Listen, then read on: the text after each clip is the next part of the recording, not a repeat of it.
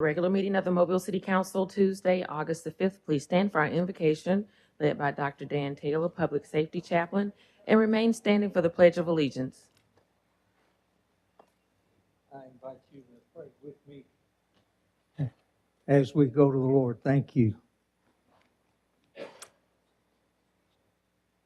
Lord, we humble ourselves in your presence today and ask you to hear and answer our prayer. God, we ask you to bless all of those that you've chosen to serve and lead this great city. And God, we're just not asking you to bless those in high-profile leadership positions who serve so well, but we ask you to bless those who serve in departments and offices throughout the city. Most of them work behind the scenes and often serve with so little or no public appreciation while they perform vital functions. Lord, we ask for your guidance in our conversation today as we discuss issues and make decisions. The psalmist reminds us, may the words of our mouths and the thoughts of our hearts be pleasing to you, O Lord, our strength and our Redeemer.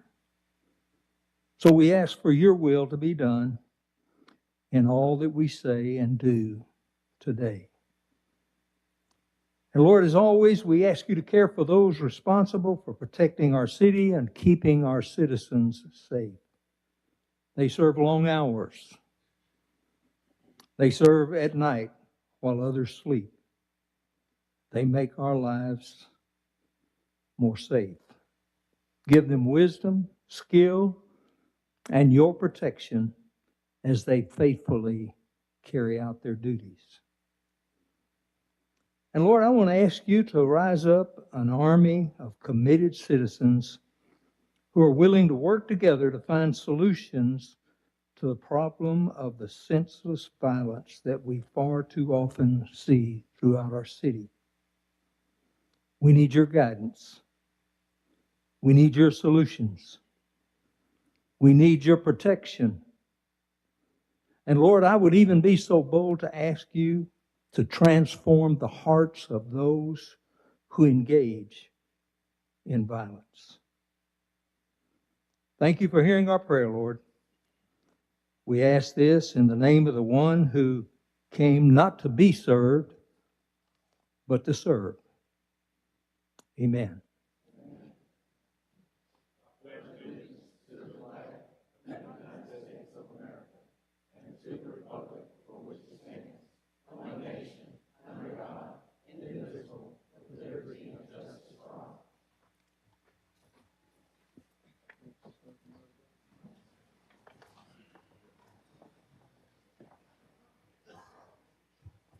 Roll call, President Small.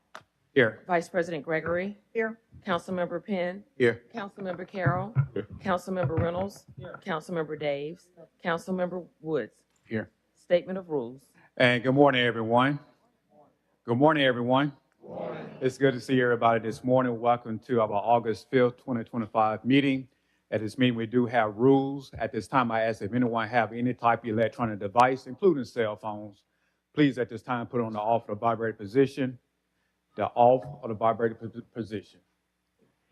Any person that is desiring to address the Mobile City Council must sign in, indicating the ordinance, the resolution, a public hearing agenda item before entering the meeting. When addressing the council, the speaker must give his or her name. Any person that is desiring to speak to the council on a non-agenda item must contact the city clerk office no later than 2:00 p.m. the Thursday prior to the council meeting. The subject that he or she wishes to express to the Mobile City Council must be identified and pertain to the city of Mobile business. Anyone who has not given proper note to the city clerk office and wish to speak on a non-agenda item will not be allowed to address this council. Each speaker is allowed 3 minutes to address this council. A bell will indicate the end of 2 minutes. 1 minute remains for summarizing. The second bell indicates that your time has expired. When addressing this council, there will be no personal address to any individual council members. All statements are to be made to the chair who recognizes any council member who wishes to respond. To maintain decorum, there will be no undue applause or a public outcry allowed. And please, no sidebar conversation. Your voices travel up here. Madam Clerk? Approval of minutes of July 29th. So move. Second. Properly moving second in discussion. All in favor? Aye. All opposed? Communications, communications from Mayor Stimpson. Good morning. Appreciate you being here. Good to see everyone. I just have a couple of announcements this morning. As of this past Saturday, we have entered the most active part of the hurricane season. That's why our Department of Public Safety released the first ever guide for severe weather preparedness. They're available outside the door. We've never published this before. Thanks to some friends and of Rob Lansky's down in Lee County, Florida. They showed us what they had, and we actually applied it to what we need to do in Mobile. One of the interesting maps that you'll see in here is a series of maps, but this shows the flood maps for if it's a Category 1 storm, what the flood maps would be, if it's a Category 3, 5, so forth. So if you're living in a flood-prone area, depending on what category storm it is, you could predict where you live would be flooded, just among other things. I think it's a very handy guide. It's really about our community and what you need to do and what you need to know about.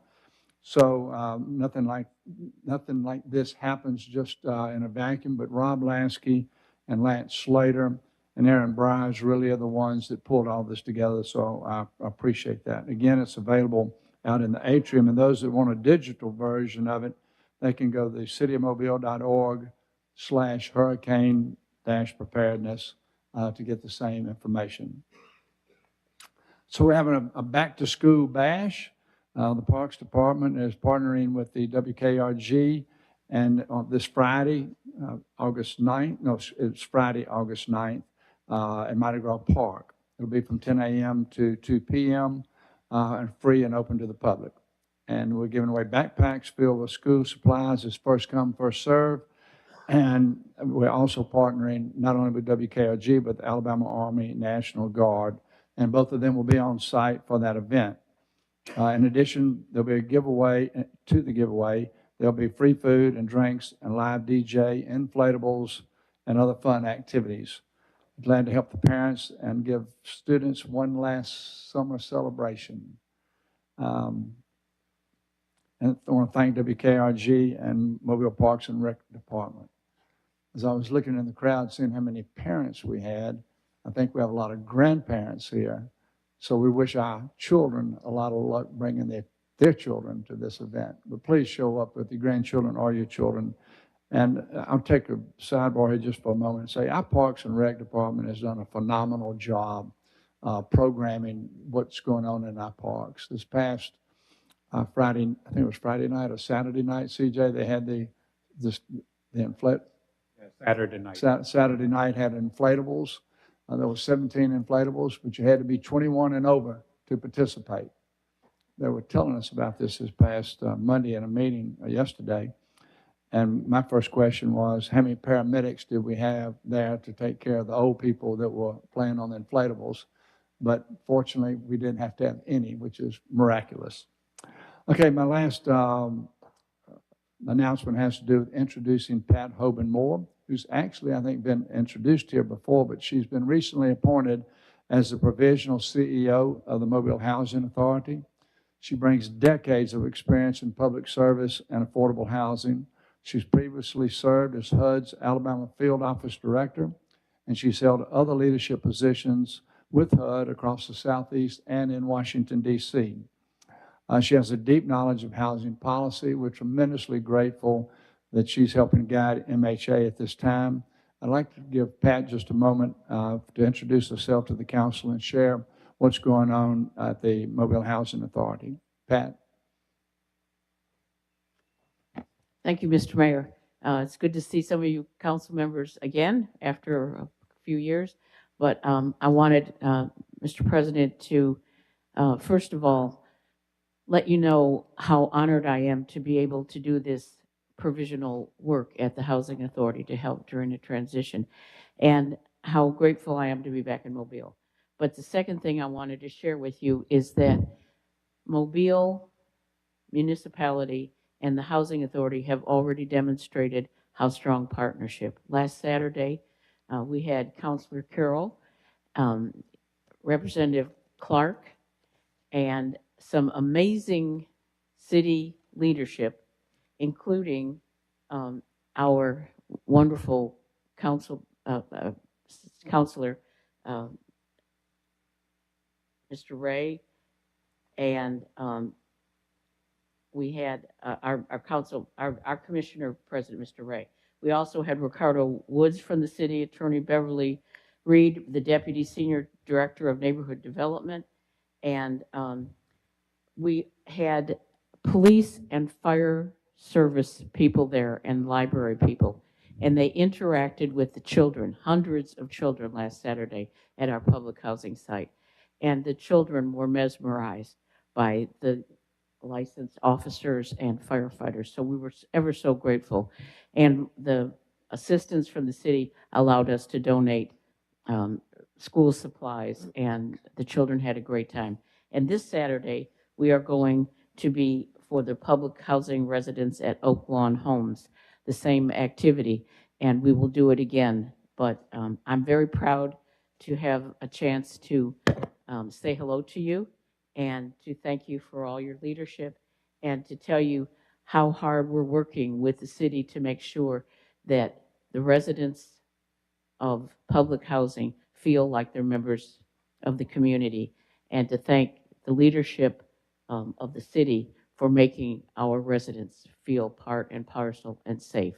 We can't assure everybody, but we're going to try our hardest to make this work together, understanding the separation, the independence, but also that we're all part of the same whole. And as I say to people, affordable housing transcends jurisdictions and titles. We're all about making people feel welcome and secure, whether they're elderly, disabled, families, individuals. We're all about the same purpose. So thank you so much for your time. Mr. Mayor, thank you. Appreciate it. Thank you, Ms. Eldon Moore. Can we get those time for Baltimore Street, Ms. Pat? And again, it's good to see you. I had the opportunity to meet you a couple of years ago, and I believe this is a breath of fresh new air, not just for the residents of the public housing, but for the city of Mobile. We're just recently up in Baltimore and just listening to how the city and the housing development, how they work together and what they are producing. And I believe that there's a breath of fresh new air. We're going to have to receive the same thing here in Mobile. But can you just give us a time on this coming Saturday, and I'll make sure I'll be there. All right, I will do that, sir. Okay, thank you. Mr. President, Mr. Carroll. may I also state that I actually had the opportunity to see her dancing this Saturday in about 100-degree weather, which was quite the event with some of the city staff. It was nice to see the housing board start a community engagement process, and hopefully you can start to engage with the residents in whatever plan that you guys have to start engaging with them to make sure that you're talking to them and hearing their concerns. I don't think they've had a chance to be heard in a while, so I look forward to seeing whatever plan that you have where you're actually engaging with the residents. I don't know if you started it yet, but hopefully it'll be coming pretty soon. It'll be outlined so that they know how to do it, where to go, and who to touch. Thank you. Yeah, thank you.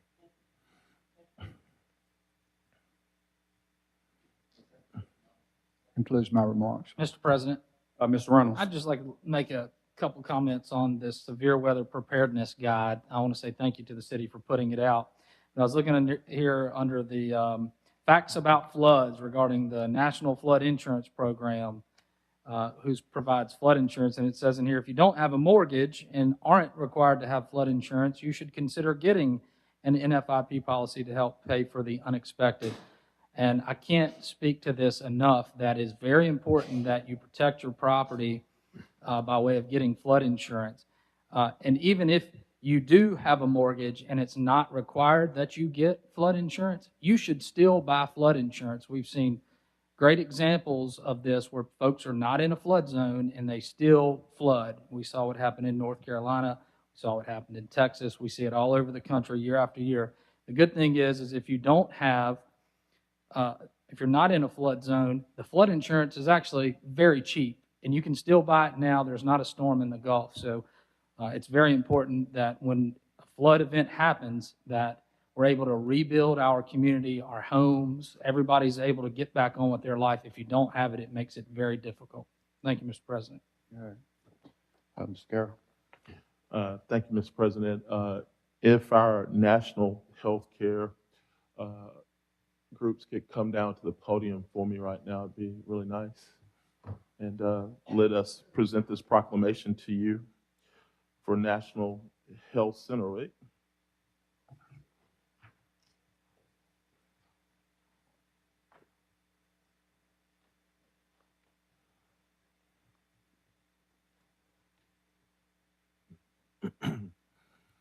Our proclamation reads, whereas for over 60 years, community health centers have provided high quality, affordable, comprehensive, primary, and preventative health care in our nation's medically underserved communities, delivering value to and having a significant impact on America's healthcare system.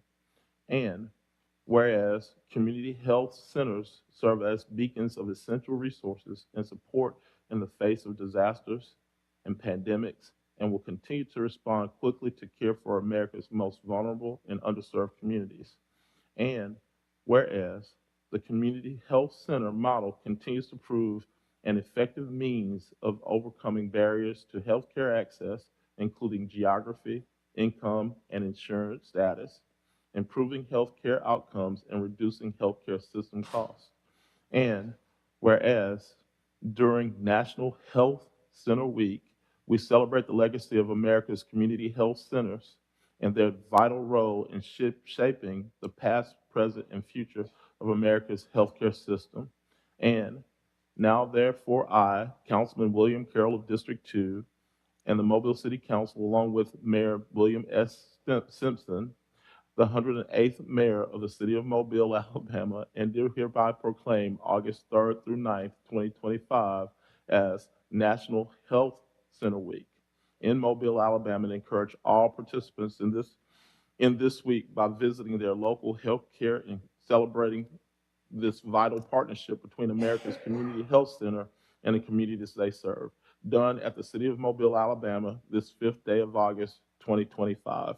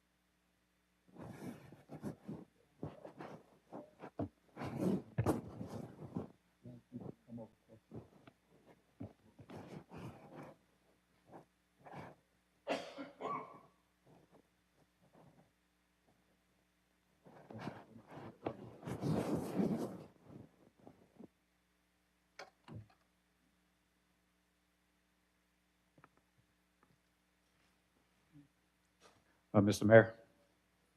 Yes, I'd like to make a correction. The back-to-school bash is Saturday, August 9th. There is no Friday, August 9th. So Saturday, August 9th. Thank you. Okay. All right. Madam Clerk.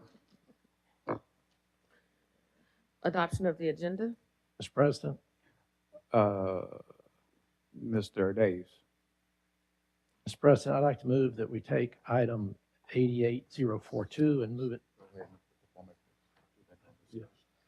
You have to adopt it. So move. Second. Been properly moved in second. In the discussion, Mr. Daves. Yes, sir. I'd like to move that we take item 88042, authorizing the sale of property located at 305 Dearborn Street North and vacant land located on Lion Street, not now needed for public or municipal purposes. Take that item and move it to the top of the agenda in front of appeals. Second. Properly moved in second. Any discussion? All in favor? Aye. All opposed? Yeah.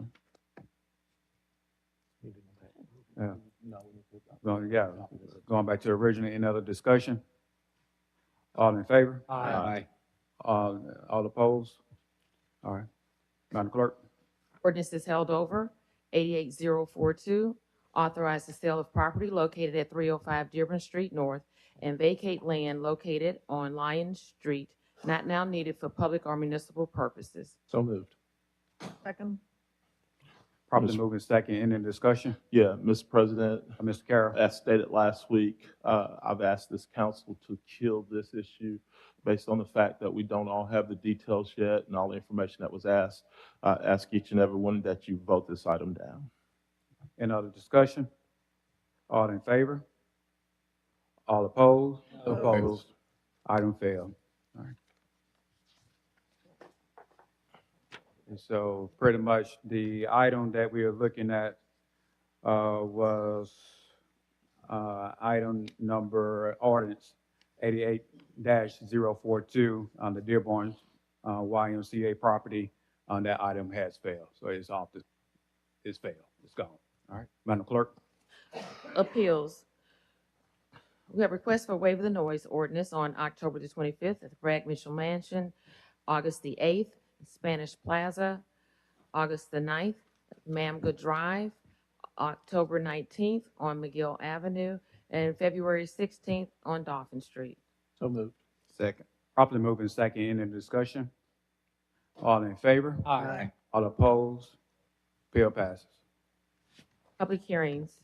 Today is the public hearing to declare the structures at 110 Highland Avenue, 1258 Congress Street, 265 Cuba Street, 1303 East Gulffield Drive, 1401 Vega Drive, and 801 East I-65 Service Road South public nuisances and ordering them demolished.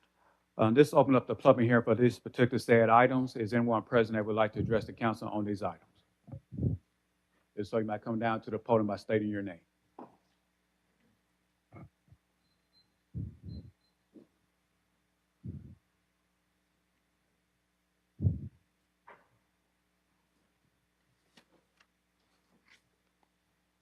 Good morning.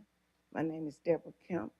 I'm at 26, that's my property at 265 Cuba Street. Say that one more time. Just lift the mic up just a little bit. Deborah Kemp, that's my property at 265 Cuba Street. I have spoken with the contractor. He's gonna go in and let me know what he feels needs to be done about it. I do have plans for it, and I'm just waiting on my time to see what I got going on. Okay. So 60 days, would that be good enough for you to make sure you get everything flowing like you should? I can't speak up But on have you that pulled a day. permit? You say you pulled a permit? I mean, Have you pulled a permit? No. Okay. I don't want to speak for the council person in that district. The council person in that district want to. Yes. How close are you to completing your drawings? well, I have a goal, and that is on my list, and it may be looking at probably the end of this year. Okay. And that's to get the drawings completed? He's gonna get with me when he go in and see what all he can do. If he can't do anything, we're gonna tear it down. So Yes, I don't ma'am. know at this moment what he's gonna go in and look at and tell me what we're able to do. Is this the, okay, this is your family home, isn't it? Yes. Mr. President, I don't have a problem with extending all the time that she needs in order to get it right, as long as we're making significant progress. But there's a system and a pattern that you have to go through. And that pattern first involves putting together the schedule of when you'll have certain stages met, when you have the assessment done, when you have the drawings done, how long it'll be before you start the construction. And that schedule is normally submitted to our department, which is up top, which is the guy named David Dockenbaugh. He's sitting up there in the blue shirt. I want to extend you every ounce of time that you have so that you can save the house. We just need an adequate schedule to let them know so that they can see you making the progress needed to move forward. So if you could get with David, and what I'll do is I'll ask the council to lay this over for 60 days, and at the end of 60 days, you have your schedule into him, and when it comes back, if everything's in place, then we'll table it and give you the time you need to restore the house. Okay. Okay, that's 60 days to get your schedule together. That means you put everything in line as to when you're going to meet those benchmarks and be ready.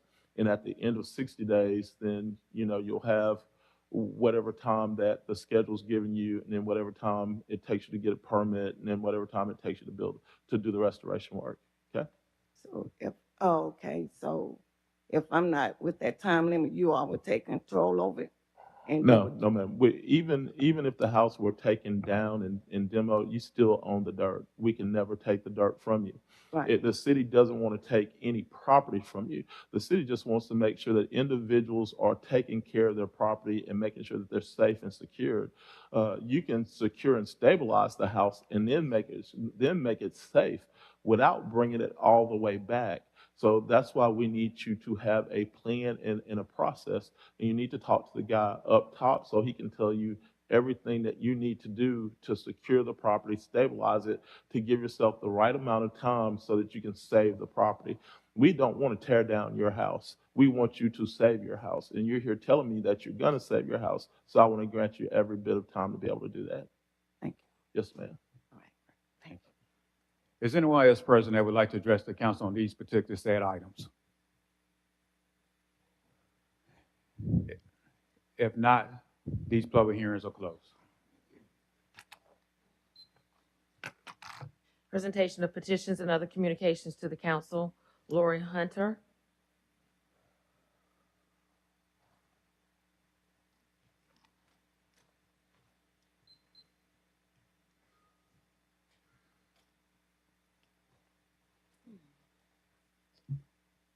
Good morning. Good morning. Okay.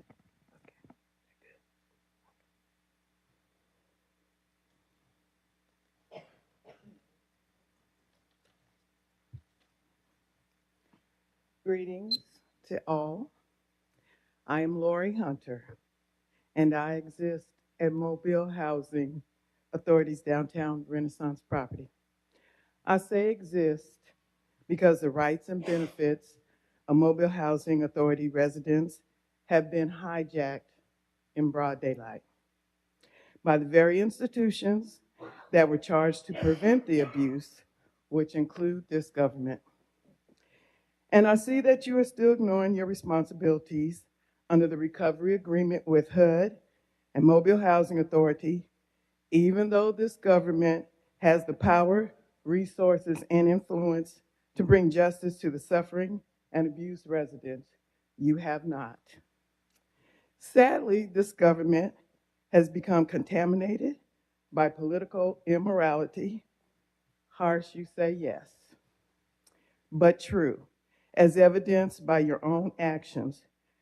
After all, you were complicit in an epic land grab of nearly 300 acres that rubbed out a historic African-American communities, all to make way for our shiny new airport, which we know represents billions of dollars for investors, contractors, and concessionaires.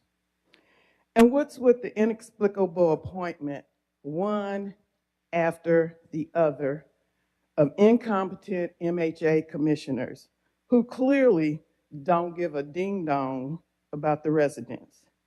But no, when I volunteered my service, I was patently overlooked. Of course, I know there wasn't a snowball's chance in hell you would appoint and approve me. How did I know? Because you know well that I care only for the righteous representation and justice for the residents. However, it's still not too late to do the right thing and fill the current vacancy with me. Today, I challenge each and every one of you to take a good look in the mirror. Will you see any of God's reflection there? What account will you give to God? What will you say about how you treated your less fortunate brothers and sisters? I ask you to partner with the good and move into the light. Thank you. Thank you. Just for the information purposes, that the city did not sell the property That was the Mobile Housing Board sold the property to the airport. It did not come before this council whatsoever. And the recommendation from the board members does come from the mayor, and the council just approved it. Madam Clerk? Robert Clopton,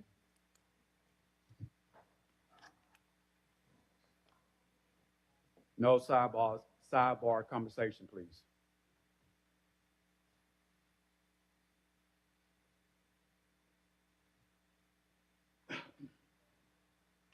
Good morning, Morning. council, administration, and citizens of Mobile. I am Robert Clopton. I'm here to address allegations of proposed changes with wave transportation.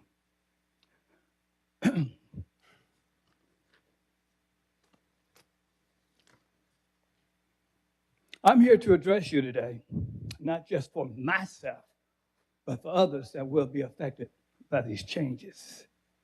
I'm here on behalf of everyday people in Mobile who rely on our public transit system, especially those who use the Plateau and Highway 45 routes. These two routes may not look much on a map, but to the people who ride them every day, they are lifelines, not luxuries.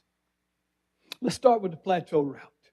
On an average day, it serves 28 people. First of the month, 35. Do the math. What, 170 a week? Again, it's their lifeline. There's elderly people who depend on the bus to get to the doctors and to the grocery stores. It's the working people who don't have the option of driving to work. It's the students that want a better education that need this bus as a transfer to get to their school. Now let's talk about Highway 45. This route also serves the seniors. It also serves disabled riders, students, and working families. On an average day, it has 105 people and 113 at the beginning of the month. So what happens if we cut these routes? Well, let's be honest. We're not just talking about a slight inconvenience. We're talking about missed medical appointments, lost jobs for the people who cannot afford Uber or have technology to use MoGo or other transportation. They don't even have a car. We're not talking about kids failing and falling behind, and elderly residents trapped at home, isolated from the community. Is that the type of Mobile that we want? A city that leaves its most vulnerable behind? These are not low usage routes. These are high need routes. As we look at it, we have to cover, it's the money, whatever it is. Maybe we should look at some other routes and take them under consideration. If we look at the western route, utilizing Airport Boulevard out the way that I even live, when I don't think I even need a bus coming that way. If we travel Airport to Schillinger, Schillinger to Ziegler, Ziegler to Cody, Cody back west on House Fairbury Road, south on Schillinger, west on Airport to the airport itself, then back east on Airport, south on Schillinger, stops at Target, north again on Schillinger, and east back to the airport and pick up 20 people. Do the math, people. Do the math.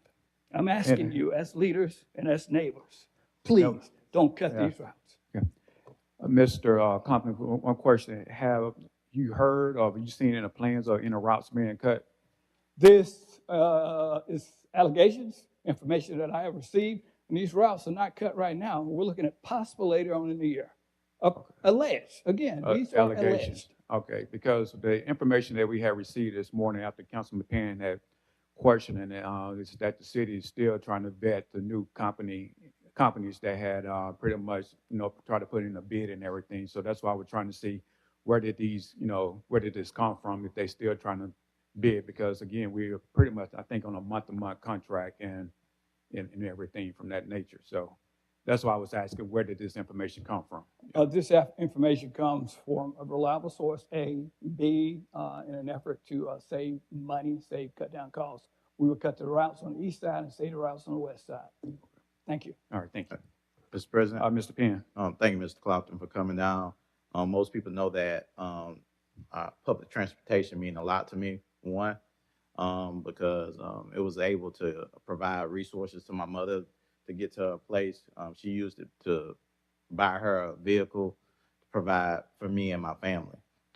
Just recently, we had a a food drive where we gave out 600 boxes, and the Wave bus actually dropped a senior citizen off, and that person waited to receive a box, and they came back and picked them up. And I was so amazed about the service that they provided that senior citizen to get that service, and I commend that staff person because I walked that box to that van. The point of the reason why I'm saying all that is I asked Mr. Snowden about, because I read that you was coming to speak about that issue. Was it anything about cutting services, or because that haven't came to us? We haven't received that information. I would not support anything about cutting service on Highway 45. That's in my district. I haven't received that. So any allegations, if you can give that information, so I know, so we can get it, because I'm receiving that it's not coming from anywhere. We haven't heard that. And so I thank you for coming down, but from our end, I'm not going to support anything like that. We need to support people who need these resources, and I haven't been seeing that they have been supporting people just even recently, this past weekend. But if you have any information that you would like to share with me, I would love to hear it. Thank you, Mr. President. All right. Thank you again, Mr. Compton, for coming down. Mr. President. I'm sorry, Mr. Woods.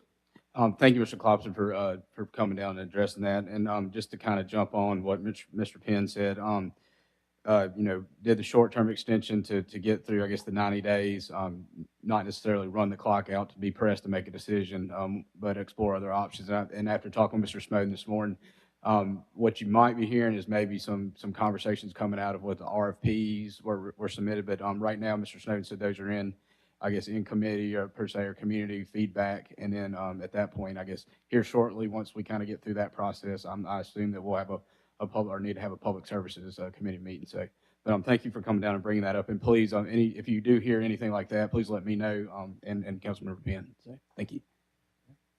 Madam Clerk. Jeray Hall.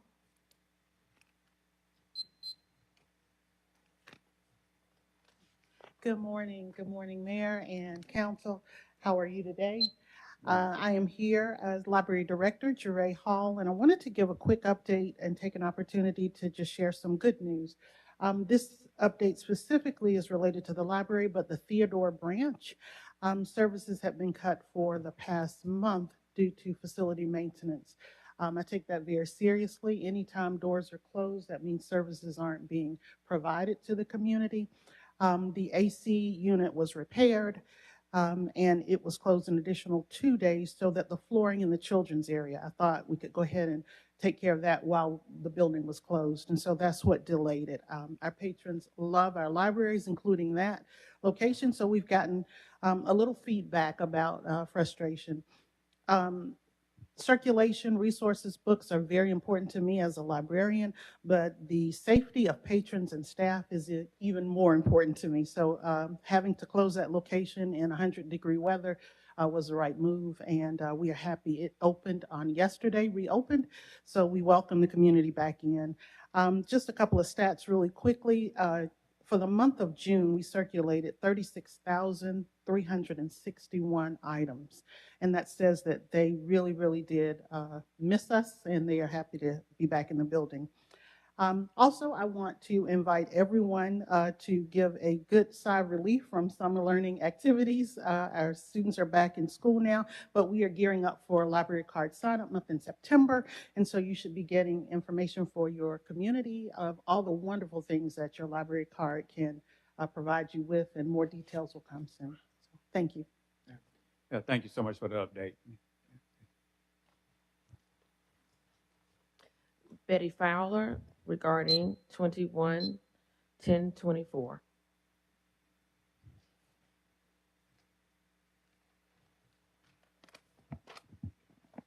Good morning. I'm Betty Fowler, 2761 Gonzales Road. And Mayor Stimpson, council members, I'm here to thank you for the phase 1 demolition of the South Brookley Elementary School, which is a major forward movement for our Parkway Senior Center in terms of the community center that that is being proposed for that area.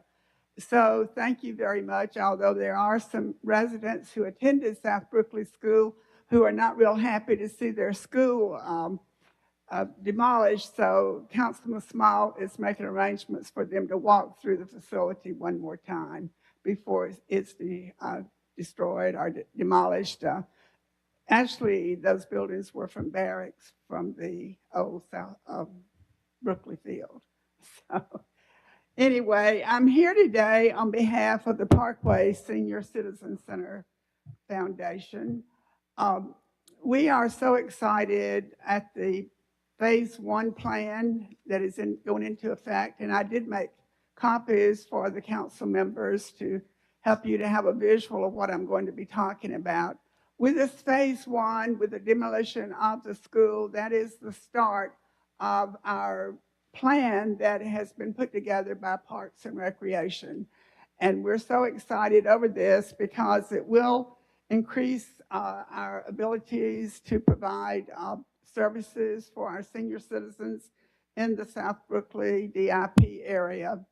And the thing that is so important to us is that we need funding for completion of this plan.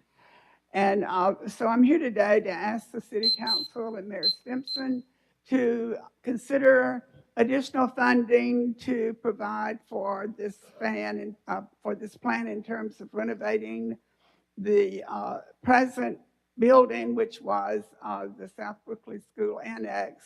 And this will be renovated and made into a facility that will be more appropriate for senior citizens in terms of activities, meetings, and so forth. And then also the new gymnasium is going to be an added facility. My personal thoughts and request is that I would love to see a swimming pool on this property because we live in a unique area of Mobile. If you're familiar with South Mobile, we're called DIP, we're called the Parkway. If you're familiar with that area, we're surrounded with water. And I have thought how beautiful it would be to have Council, can I grant her one more minute? No, one more minute. Okay. I knew I practiced and I did 3.05. I'll try. But I would love to see a swimming pool there in that area so that our students could have swim lessons and participate in water activities such as kayaking and so forth. And also the senior citizens could perhaps even use a pool for therapeutics. So that's my purpose in being here today, is to ask for additional funding to provide us a state-of-the-art community center there on Dolphin Island Parkway. Thank you. I'd like to say thank you, Ms. Fowler, for coming down and advocating not just for the Senior Sales Center, but also for other recreations for the area. Ms. Fowler, kept on putting emphasis on South DIP area, but it's more than South DIP that use the Senior Sales Centers, residents across the district and outside of District 3 that come down to the Sales Center daily to do the activities at the Sales Center. I appreciate Ms. Fowler. She has been my guide since I've been on this council. I met her back in 2012 when I was appointed, and she was the one that pushed me to, help to get the Boys and Girls Club started down on South DIP. And we were successful enough, not that first year, but the following year, we were successful enough to have a summer program, and went from a summer program to a year program. And because of an unfortunate incident, it got cut off. But looking for the next phase of this particular project, that we can go ahead and build a gymnasium and to redo the current, gut out the current center that's there, the ones that we would not demolish. And the reason we demolished those because it's full of asbestos and et cetera. But to go ahead, for we not only cater to the Senior Sales Center, but Boys and Girls Club, and do something what the community had been asking for ever since I was a little boy. That is a recreation center for the residents down in that area. And again, I do appreciate you, Ms. Fowler, for not only coming down this morning, but being a gas to keep pushing me to fight for your particular area. Thank you so much. Okay, Madam Clerk. Mr. President. Mr. Mayor. Yeah, I'd also like to thank Ms. Fowler. You met Councilman Small in 2012, met me in 2013. And I think one of the first events we had was down on DIP, and you've been advocating for it for ever since. And so the plans that are in place and the money that's been funded, it's been a long time coming, but Council President Small has never wavered on trying to make sure that we have a senior center on DIP. It will be done after my administration is complete, but the funding, a lot of the funding is in place to make this happen. So thank you for your relentless pursuit of doing this. All the citizens on DIP should be grateful for you. Well, she's the mayor of DIP, so unofficial mayor. Madam Clerk. Thank you, Mr. Mayor. Mr. President, the remaining individuals signed in to speak have signed in for 88042. James Williams.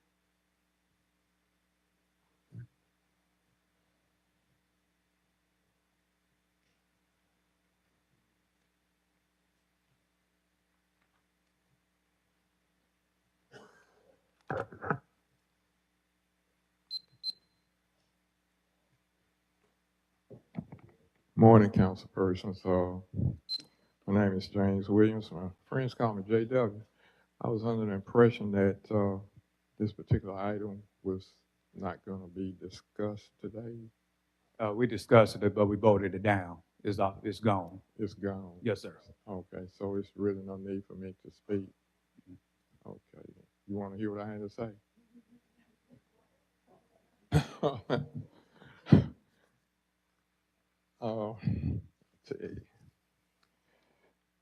That building's been there since 1939, and it's part of the culture of that community, which is predominantly black.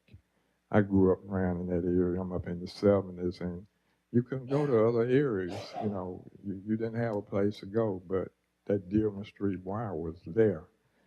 And it has been serving the community, you know, for over 80 some years.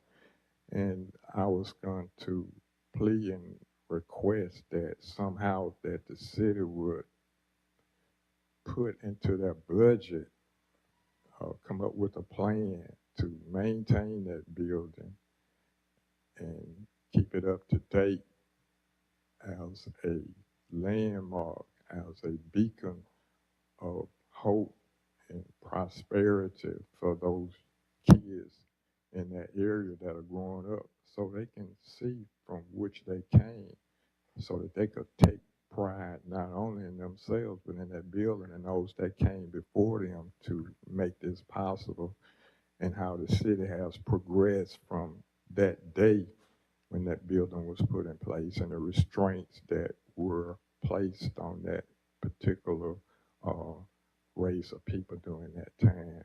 But with everything being put aside, that's took care of that. But I just wanted to say that, and I'm so glad that that took place. God bless y'all. Thank you. Mr. President? Yes. I just want to make sure that clarity, just so the point of information, 88042 is not about the Dearborn building. That's like that, it does not concern the building itself. Yes.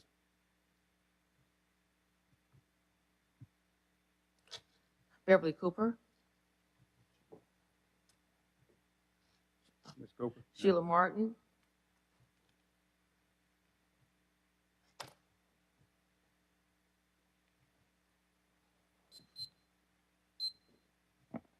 Good morning, Mayor, City Council members.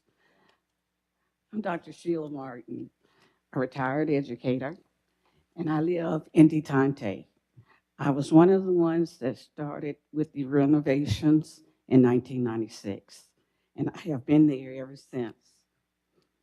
I have seen a lot of growth in this area. My children grew up, but the only thing is there's not a lot of children there now. We have a lot of residents, new residents, young residents coming in, but we don't have people with children coming into this area as of yet, hopefully in the future. But the one thing that's constant with all these changes that has been constant is the Dearborn Street Y. I know you have tabled this, but I felt like I need to speak on it anyway. The Dearborn Street Y, it was there for my children. It's been there over 90 years, and my children went there to learn swimming lessons and even work was employed there. They're now gone, grown and gone. So today, I'm here to advocate for the continued funding or enhanced funding of this facility. This facility is a positive for our community, and it has been for many years. And like I said, there's not many children at Detante, but when I go home, driving down Congress, and I look to my left, I see children playing and doing things at Detante, at Dearborn. So please think about, in the future, I know it's tabled, but I'm not guaranteed that it won't come back. So if it does come back, please think about, instead of doing damage to it, doing something positive and adding more funding. One last thing. It concerns me that I did not know about this Magna land deal until very recently, a couple of days ago. So I am requesting more transparency to our community when any kind of deals are occurring in that particular area, because we were blindsided. I thank you for your time. Virginia Brown.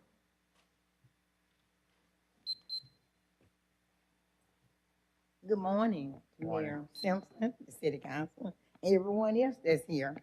I too come here. I know it's been tabled about Dearborn YMCA, but I too come here to speak on it. As please fund us. I have senior citizen coming. I've been working there 25 years. I have the biggest sales center here in Mobile. I have 3 centers combined into one, and it's love there when it comes down to the senior citizen. That portion out there that you are concerning giving to Mango, my senior citizen love there. They go out there on walkers, we be in wheelchair, cane, all kind of things. They love to walk out there. When they come into the center, they're gonna come when it's raining, sunshine, snow, whatever. They have no other place to go but to the Y. Since the 25 years I've been, I've seen many seniors come and go. I even had your mother, William Care. She came to the Y. After she started coming to the Y, I started serving her home delivered meal. That's another thing we do. We serve 125 per day. Dealing with the senior citizens coming there, at least 20 to 25 senior citizens come in the building every day, and we do 8 homebound meals. Without you all funding us, I don't know what the senior would do. Please consider funding us and let the senior come there. It's love there. It's just not about the land there being wanting, give it to Mango. Think about the senior with the love that they put out there. The wisdom and knowledge that talk when they talking, going around, talking things about the wild, looking at the kids. The kids come in the senior room every morning, speak, make a smile, put a smile on their face. So if you all could, please continue funding us. We need you all. Consider them all YMCA. Thank you. Colette Huff.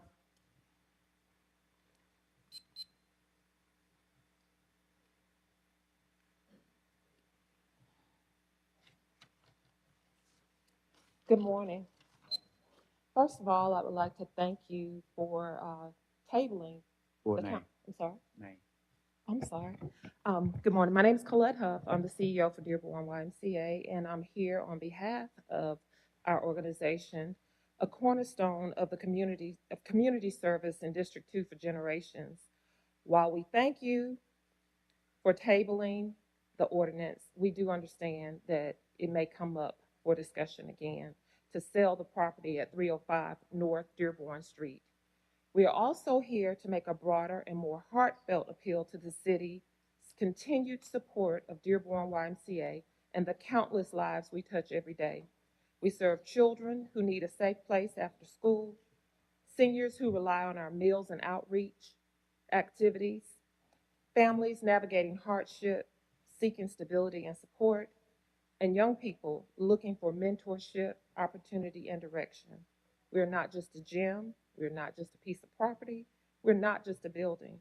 We are a mission-driven, community-rooted organization that uplifts those most in need and often filling the very gaps left behind by other systems. The city has been a partner in this work for many years, and we are grateful for that. But we are concerned that even if the property is deeded to us, the withdrawal of ongoing city support, financial, operational, and moral, will significantly hinder our ability to serve the people who need us most. Now is not the time to pull back. Now is the time to lean in. We're asking this council not only to oppose any future sale of the land, but to reaffirm the city's commitment to this community by continuing its investment in the Dearborn YMCA, an investment that yields real, measurable, and lasting returns in the lives of Mobile's most vulnerable residents. We welcome collaboration, we welcome transparency, and most of all, we welcome the opportunity to keep doing this important work. But we can't do it alone. Thank you for your time and your continued dedication to the people of Mobile. And just for FYI, we did not table this, we voted it down. Okay. Madam Clerk. CIP resolutions held over. 21-10-24, authorized contract with Bienville Construction Services for South Brooklyn School demolition. 21-10-25, authorized contract with Harris Contracting Services for new fire station number 19. So moved. Second. Properly moving second. Any discussion? And again, I would like to thank the administration for 21-10-24. As Ms. Fowler has stated that we have some residents that's down there, kind of sad to see the school to go, but they're looking forward to seeing a better and modern facility. And we plan on doing a walkthrough, the final walkthrough of South Brooklyn School. I'm going to have to work with the administration. Once we set a date, we will let the residents know and everything. Any other discussion? Yes, sir, Mr. President. Mr. Reynolds. Before, I don't want to get the cart too far in front of the horse before we vote, but I figured this is a good time to make a statement on this brand new fire station, replacing fire station number 19, which is on Azalea Road. It's one of those old, I don't know what you call them, but they're flat roof fire station that we've sort of been trying to replace. And I don't know how long ago it was, but maybe right after I got in office, I went to the mayor and said, Mayor, look, we got to get this thing done. I want to try to get it done in this term. And we struck somewhat of a deal, you know, that I'd split it with you out of capital improvement fund. So I want to say thank you to the mayor for making this happen. And I'm really sort of surprised that we're getting it done. You know, we are really we're going to break ground on this thing on August 7th at 10:30 a.m. We want everybody to come out and celebrate this. We want our firefighters to come out and celebrate this massive accomplishment. And I think the contract time, it's going to take about 400 days or so to get it done. So we'll have a brand new fire station out there. And I can't say enough about it. I can't say enough about the administration really bearing down and trying to get this done before they go out to greener pastures. Thank you, Mr. President. All right. Any other discussion? Congratulations, Councilman Reynolds. All in favor? Aye. Aye. All opposed? Item pass. Madam Clerk. Resolutions held over. 01-10-26, authorized intergovernmental agreement with Mobile County Commission to facilitate certain upgrades and/or improvements to the Cypress Creek Golf Course. 09-10-27 and 10-28 are reallocating funds in various capital projects in the Convention Center Fund to Capital Project Convention Center. 09-10-29 reallocate funds from Capital Project Equipment Civic Center in the Capital Improvement Fund to Capital Project Civic Center Improvements Master Plan. 21-10-30 authorized contract with Bienville Construction for Melton Fire Station building envelope and HVAC improvements. 211031, authorized contract with Cummings Architecture Corporation for animal services, facility. 211033, authorized contract with Volker for downtown optimization, resurfacing, and restriping. 251034, granted permanent easement to Alabama Power to provide new underground service to the Africatown Welcome Center. 371035, consider the application of Catan Ahmed for certificate of public convenience and necessity to operate a shuttle service. 601036, authorized settlement agreement and release of claims. So moved. Second. Properly moved and second. Any discussion? All in favor? Aye. All opposed? Item passes.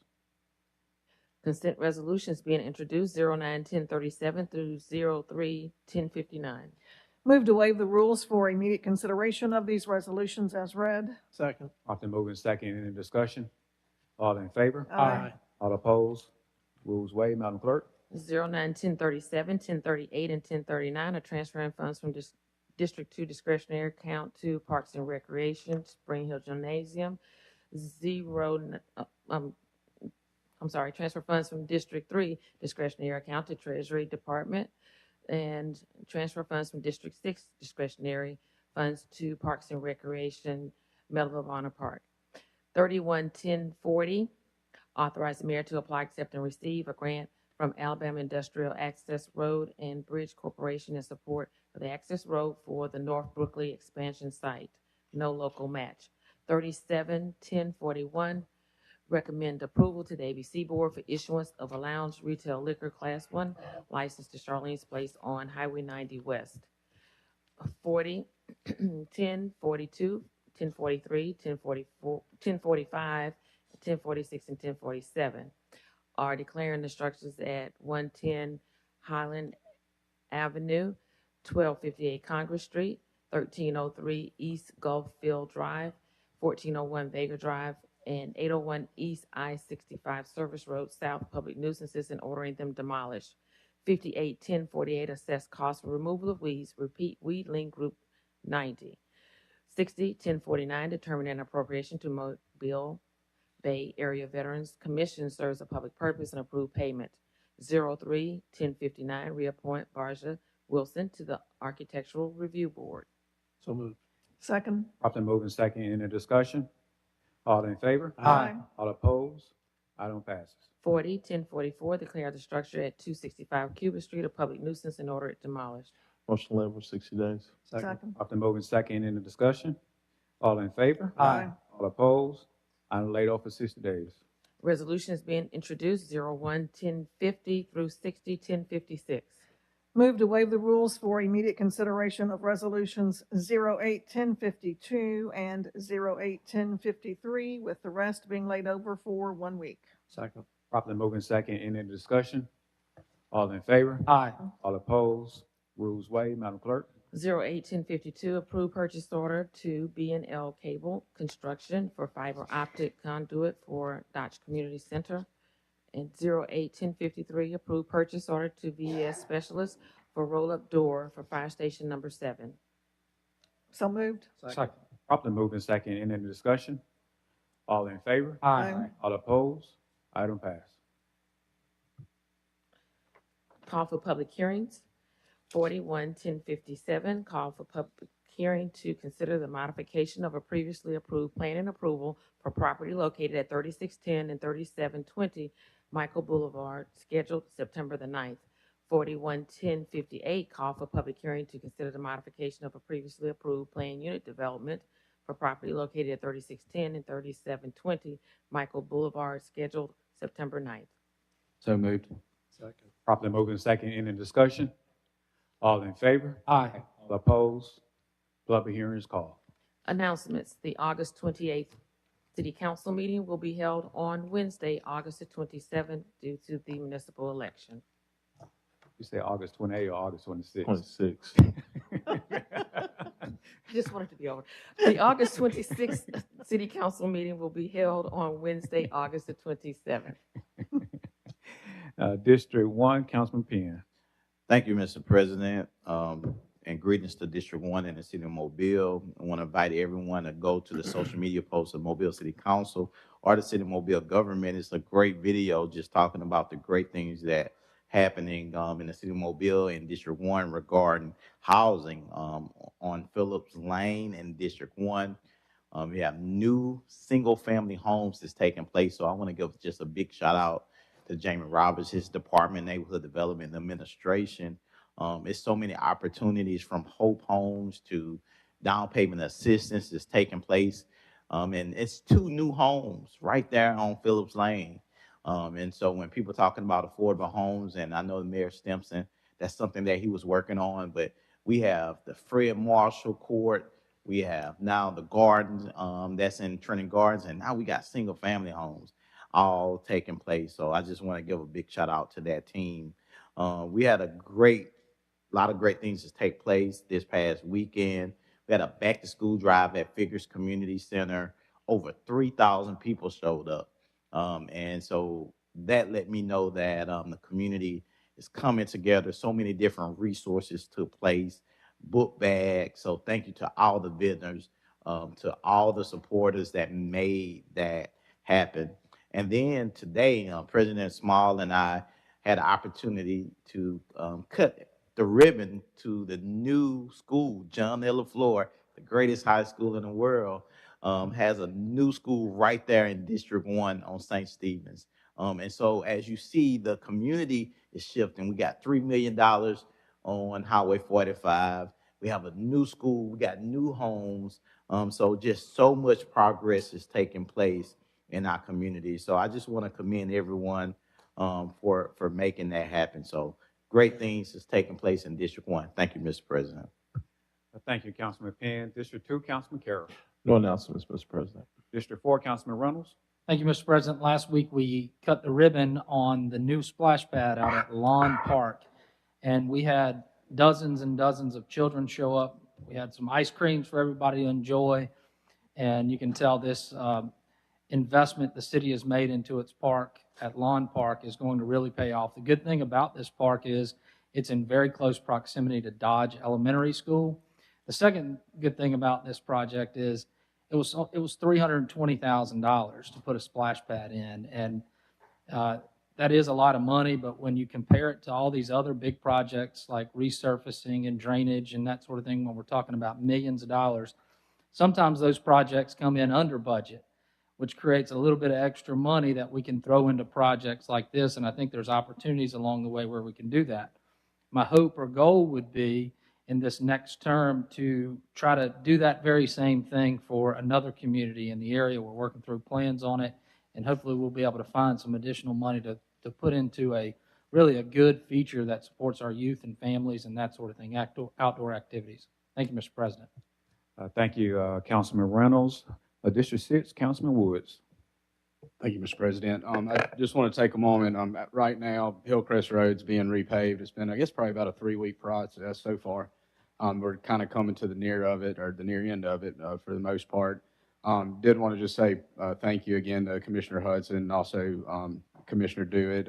After the repaving of Hillcrest is done, they'll be packing up, moving, and finishing that Greenlight stretch that hasn't been called, that was formerly newly annexed. So I do want to say thank you to them. Also thank you to Harwell and Company. They've done an amazing job. They've made a lot of work happen overnight. Now they're kind of working in the daytime, finishing some stuff up. And I did just want to kind of extend kind of a warning of, as you're traveling Hillcrest, please be very cognizant and careful, because there's a lot of folks doing a lot of work a lot of times during peak hours of traffic. So please be aware of that. And I did want to say thank you to Nick and John and their whole engineering department. This progress, watching Hillcrest get repaved, is definitely the talk of District 6 at the moment. So thank you for working on that project, getting it handled and getting it taken care of. And I did want to just remind everyone, September 18th at 5:30 at Oak Park Church will be the next District 6 community meeting. That's Oak Park Church at 5:30 on September 18th, and that's on Solly Road. So thank you, and I appreciate it, Mr. President. Thank you, Councilman Woods. District 5, Councilman Davies. Thank you, Mr. President. Since everybody else is talking about the construction projects going on in their district, I thought I'd take a little time to talk about the McGregor Avenue project, which is a very, very big project. It's been going on for some time, impacts not only the residents of District 5, but really most residents in the city of Mobile. And I want to compliment Mr. Amberger and his team on that project. It's moving ahead. It's on track, on budget. Yeah, I've been down there several times to examine it, and right now they're working on the mother of all roundabouts at Dolphin and McGregor, and it's an amazing project. Still expected to be completed around the end of the year sometime. Let's keep our fingers crossed we don't have any adverse weather events that would slow it down. But again, it's a tremendous project, and I've walked the part that's almost complete, and it's not only going to ease traffic through that very congested intersection, it's going to make traveling through there safer and really much more beautiful. So it's a great project. And again, thank you, Mr. Amberger, your team, everybody that's been involved in that project, because it's coming along well. Thank you very much, Mr. President. Thank you, Councilman Days. District 7, Vice President Gregory. Thank you, Mr. President. Appreciate that. Since Councilman Daves was talking about McGregor, I thought I would just do an update as well for the North McGregor side. Design is underway and about finished to start making those improvements on North McGregor Avenue.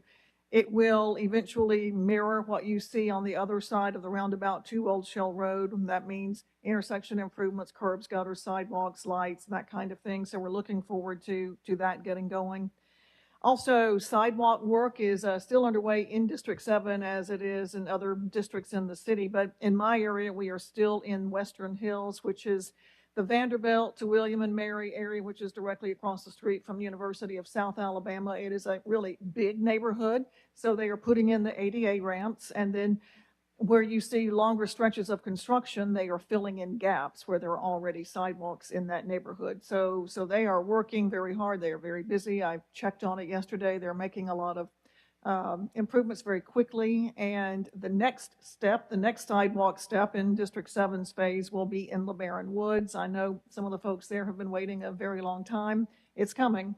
It just takes a while to get there because this is a citywide program, and it just doesn't happen overnight. But we got you down, we got the money, and we're coming. So just stay tuned. And that's all going on right now in District 7 that I'm ready to talk about anyway. We do have a couple of other really big things heading our way next week and the weeks after that, but we will talk about those a little later. Thank you. Thank you, Vice President Gregory, and greetings to the citizens of District 3.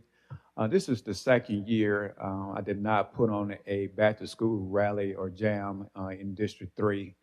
Well, I have discovered a couple of years ago that a lot of the times that people go from back-to-school drive to back-to-school drive, and pretty much it's the same people that be hitting those same school drives. And what I also learned is that the people that actually need them, they don't have transportation to get to the back-to-school drive. So this is the second year I will be providing money towards to every school in District 3 to the homeless population. Many people do not know that Mobile County Public School System have a large homeless population where there are a lot of homeless kids that are attending our public school system. So this year, as well as we did on last year, we are providing money to go towards those schools, to go towards those homeless students that cannot afford uniforms. So this week, I will be visiting every school in District 3 and getting them a check for those principals can go and make sure that those homeless students have fresh, new, clean clothes for this upcoming school year. Okay. Anything from the administration? Yes, sir. I want to take a minute to introduce Barry Glisson, who's the interim fire chief on the retirement of Mr. Morrison. Yep, Barry.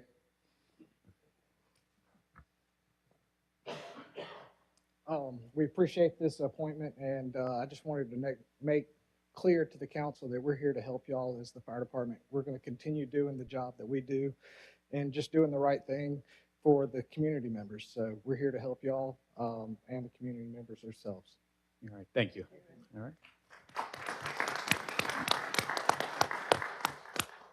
right. Motion to adjourn? Second. And properly moving second in discussion.